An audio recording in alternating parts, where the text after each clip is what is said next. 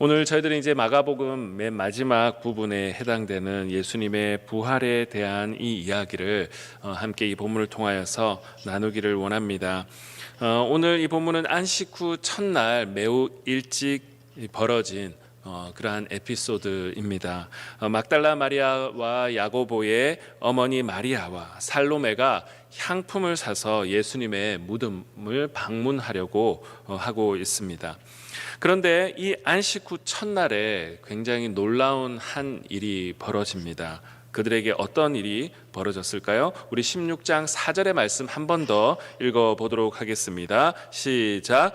눈을 들어본즉 벌써 돌이 굴려져 있는데 그 돌이 심히 크더라. 오늘 본문은 돌이 심히 어떻게 했다고요? 굉장히 컸다라고 이야기를 하고 있습니다. 근데 복음서는 읽는 독자들에게 이 돌이 너무 커서 움직이기가 쉽지 않은 돌이다라고 하는 것을 한 번 더 독자들이 컨펌하기를 원하는 것이죠. 한마디로 인간적인 물리적인 이 힘으로는 이 돌은 굉장히 옮기기 힘들다. 아마 이 돌을 옮기기 위해서는 수많은 사람들이 동원되어야 하는 그만큼의 굉장히 큰 돌이다라고 하는 것을 확인시켜 주고 있습니다. 여러분, 이 장면이 우리들에게 주는 메시지가 뭘까요? 이 일은 인간들의 편에서 일어난 그 어떤 일이 아니라 하나님 편에서 일어나는 어떤 새로운 일이 벌어지고 있다라고 하는 것을 우리들에게 암시하고 있고 우리들에게 말해 주고 있습니다. 여러분, 어쩌면 이 장면은 우리들에게 주는 굉장히 중요한 메시지가 담겨져 있다고 생각합니다. 여러분, 이 꽉 막힌 돌, 우리 인간적인 힘으로는, 한 개인의 힘으로는 할 수 없는 이 엄청난 큰 돌은 우리 인간들의 한 명 한 명의 인간적인 한계를 우리들에게 보여주고 있습니다. 그러나 그 돌이 굴러져 있다라고 하는 것은 하나님 편에서 뭔가 새로운 일이 벌어지고 있고 하나님으로부터 오는 뭔가 강력한 메시지를 우리들에게 주고 있는 장면이 바로 굴려진 그 무거운 돌의 장면입니다. 여러분, 어떻게 보면 우리의 삶을 돌아볼 때도 이것이 물리적인 어떤 사건이지만 사실 물리적인 사건도 있지만 우리 한 개인에게도 주는 굉장한 메시지가 있는데, 여러분, 우리들의 삶에도 우리들의 삶을 꽉 막고 있는 큰 인생의 돌덩이와도 같은 그런 인생의 사건과 사고들이 누구나 한 가지쯤은 있다라고 생각합니다. 그런데 이 부활의 생명으로 다시 한번 우리 가운데 나타나신 이 부활의 예수님이 이 돌덩이가 물러져 갔다라고 하는 것은 바로 우리들에게 부활하신 그 예수 그리스도로부터 하나님께서 새로운 일을 행하시겠다라는 뜻인데, 우리들의 삶에도 동일하게 적용할 수 있는 것이죠. 우리의 삶을 꽉 짓누르고 우리의 삶을 붙들고 있는 그 억누르고 있는 그 크나큰 돌덩이와 같은 것이 누구에게나 있는 것이고, 우리에게도 그 하나님 편으로부터 오는 그 부활의 새 일이 우리에게 필요하다라고 하는 것을 이 본문은 우리들에게 이야기하고 있습니다. 어쩌면 이 본문은 우리들에게 하나님으로부터 시작되는 새 일을 기대해야 된다라고 우리들에게 말하고 있는 것이죠. 여러분, 그런데 6절에 보면 이렇게 한 청년이, 흰옷을 입은 한 청년이다라고 표현하고 있는데, 또 다른 성경을 보면 주님의 천사다라고 하는 것을 우리는 알 수가 있습니다. 이 일이 하나님 편으로부터는 새 일을 알리는 한 멘트가 있는데요, 우리 6절을 한번 읽어보도록 하겠습니다. 시작. 청년이 이르되 놀라지 말라. 너희가 십자가에 못 박히신 나사렛 예수를 찾는구나. 그가 살아나셨고 여기 계시지 아니하니라. 보라, 그를 두었던 곳이니라. 그가 살아나셨고 여기 계시지 아니하니라. 하나님으로부터 새로운 일이 이제 시작되고 있다는 것을 또다시 말해주고 있습니다. 하나님은 새 창조의 이 역사를 안식 후 첫날 그 부활을 통해서 우리들에게 알리고 있습니다. 그런데 성경은 예수님의 부활이 언제라고요? 안식 후 첫날이라고 명시하고 있습니다. 여러분, 예수님의 부활이 안식 후 첫날에 일어났다라고 하는 것은 우리들에게 주는 강력한 메시지가 있습니다. 여러분, 하나님께서는 우리들을 이 온 세상 천지 만물을 6일 동안 창조하시고 7일째 어떻게 하셨습니까? 안식하셨습니다. 그래서 사람들은 이 예수 그리스도의 하나님의 이 창조의 사건을 기념하며 안식일을 지켰습니다. 그런데 새로운 그 안식 후 첫날, 어떻게 보면 새로운 사이클이죠. 그 안식 후 첫날에 예수님께서 부활하셨다라고 하는 것은 하나님으로부터 오는 새 일이 시작되고 있다라고 하는 것을 알리고 있는 것입니다. 그래서 초대교회 그리스도인들은 이전에 그 안식일이 아니라 이제부터 안식 후 첫날 예수 그리스도께서 부활하신 그 주일을 지키고 있는 것이고, 오늘 우리도 바로 주일의 개념을 지키고 있는 것이죠. 여러분, 예수 그리스도께서 부활하신 것이야말로 새로운 창조의 시작이고 새로운 생명을 부여하신 하나님의 창조의 역사이며, 우리들에게 그 부활의 생명으로 새로운 하나님의 창조의 역사를 살라라고 하는 바로 그 하나님의 메시지가 그 안에 담겨져 있는 것입니다. 여러분, 안식 후 첫날에 부활하신 예수 그리스도의 그 부활의 생명이 오늘 저와 우리 모든 성도님들 가운데 넘쳐나시기를 주 예수 그리스도의 이름으로 축복합니다.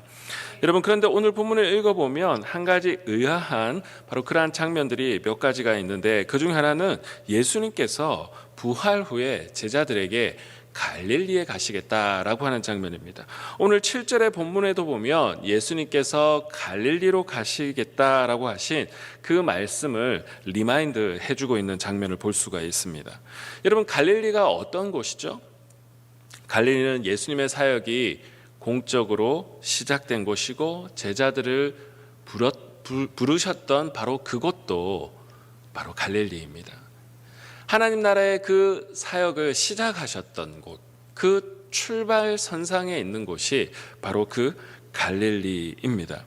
저도 처음에 미국에 와서 한 6년 정도, 7년 정도 지났을 때에 처음 미국에 와서 살았던 그 동네를 지나가서 한번 방문한 적이 있습니다. 그러니까 7년, 8년 지났는데도 불구하고 그 처음 미국에 왔을 때 그 기분과 느낌들이 다시 마음이 리마인드 되는 장면을 경험했습니다. 그런데 그 마음은 처음에 그 마음이지만 감당해야 될 일들, 그리고 지금 나의 스테러스와 지금 하고 있는 일들은 그때와 전혀 다른 일을 진행하고 있었습니다. 여러분, 어떻게 보면 제자들도 마찬가지이지 않을까 생각합니다. 공간적으로는 처음에 그 새 출발의 지점으로 갔지만, 메시지는 새로운 출발이지만 그들이 이제 감당해야 될 사역들은 전혀 새로운 일이라고 하는 것이죠. 갈릴리로 예수님께서 부르신 것은 그냥 과거로 회귀하는 것이 아니라 새로운 부활의 생명으로 새로운 사명을 가지고 새롭게 나아가야 된다라고 하는 강력한 메시지가 갈릴리로 부르시는 그 부르심 앞에 그 메시지에 담겨져 있는 것입니다. 여러분, 하나님께서는 오늘 우리들을 새 창조의 역사로, 새 창조의 사역자로, 동력자로 우리를 부르시고 계신 줄로 믿습니다. 예수님께서는 부활 이전에 그 공생에서도 제자들을 갈릴리에 부르셔서 하나님의 일을 위해 파송하셨듯이, 이제 부활하신 그 예수 그리스도는 새로운 선상, 그 갈릴리에 그들을 부르셔서 부활의 증인으로 새롭게 그들의 인생을 파송하고 계십니다. 여러분, 그 부활의 주님은 그 2000년 전에 제자들만을 파송하는 것이 아니라 부활의 그 새 생명으로 새로운 정체성으로 살아가는 모든 그리스도인들을 하나님의 증인으로, 예수 그리스도의 증인으로 우리를 오늘도 파송하는 줄로 믿습니다. 여러분, 오늘도 그 부활의 증인 되시는 저와 우리 모든 성도님 되시기를 주 예수 그리스도의 이름으로 축복합니다. 그래서 초대교회 그리스도인들은 그들의 전하는 복음은 심플했습니다. 예수님이 주님이시요 그리스도다. 주님이라고 하는 것은 우리를 통치하고 다스리시는 분이시라는 그 권위에 대한 이슈이고, 그리스도다라고 하는 것은 예수님이 십자가에 돌아가시고 부활하신 그분이 우리의 메시아이고 우리의 구원자이십니다 라고 하는 것입니다.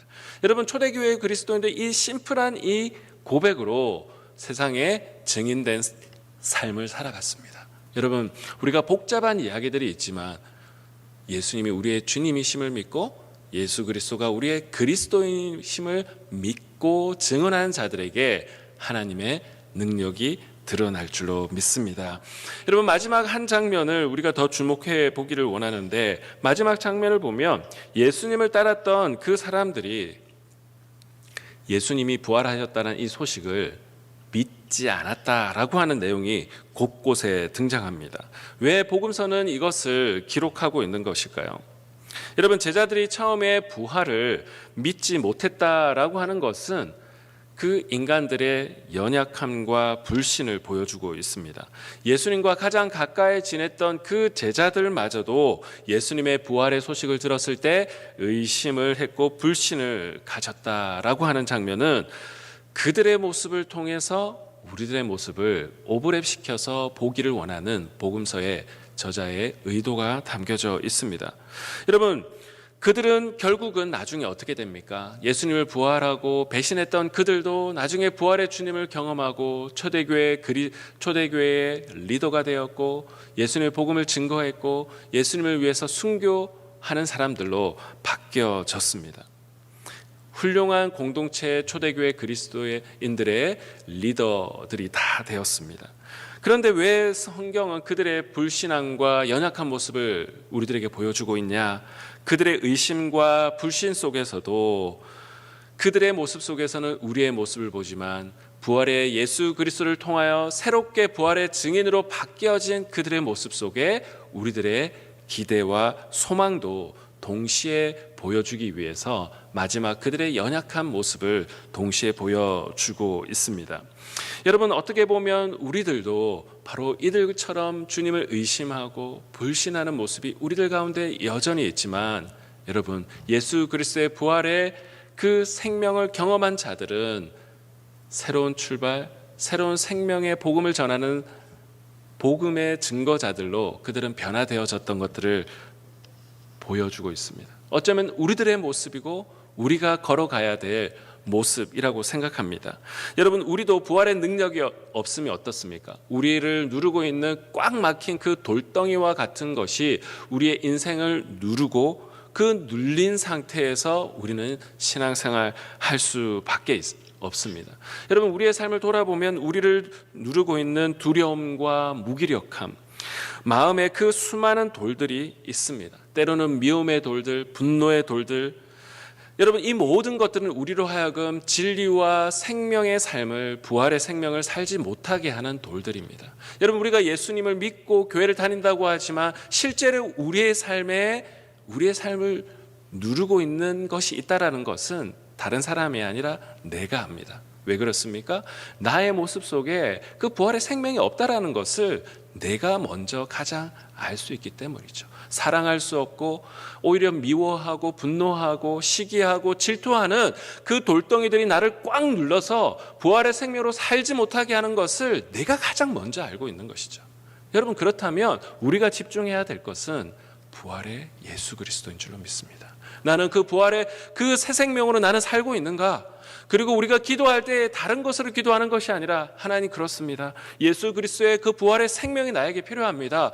그리하여 내 삶을 누르고 있는 그 분노와 때로는 질투와 미움과 수많은 두려움과 이것들에 그 꽉 누르고 있는 돌들이 떠나가게 하여 주십시오. 예수 그리스도의 부활의 생명으로 살게 하여 주십시오. 그 초대교회 그리스도인들의 그 제자들의 연약한 모습 속에서 하나님, 나의 모습을 봅니다. 하나님, 그렇지만 그들이 부활의 생명으로 새롭게 하나님의 일을 감당하였듯이 우리의 인생에 꽉 누르고 있는 돌덩이를 물러내시고 부활의 새 생명으로 하나님 살게 하여 주시옵소서. 이렇게 기도하는 자들에게 부활의 능력이 드러납니다.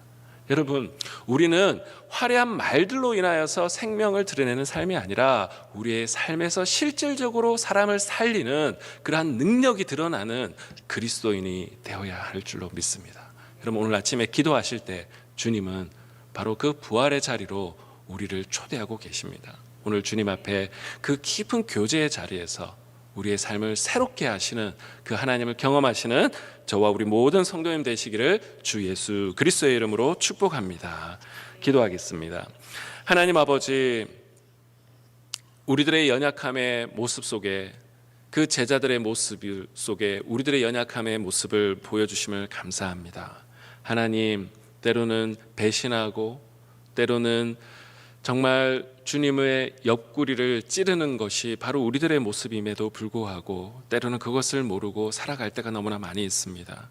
하나님, 이 마가복음의 마지막에 제자들의 그 불신앙과 연약함 속에 우리의 모습을 보게 하시고, 그러나 그들을 들어 사용하시는 놀라운 부활의 그 새 생명의 그 주님 앞에 그럼에도 불구하고 우리의 가능성을 볼 수 있는 이 아침의 시간이 될 수 있도록 인도하여 주시고, 그 주님 앞에, 하나님 앞에 겸손하게 기도함으로 한 걸음 한 걸음 나아갈 수 있는 저와 우리 모든 성도님들 될 수 있도록 인도하여 주시옵소서. 오늘 하루의 삶을 주님께 의탁하오며 살아계신 주 예수 그리스도의 이름으로 기도드리옵나이다.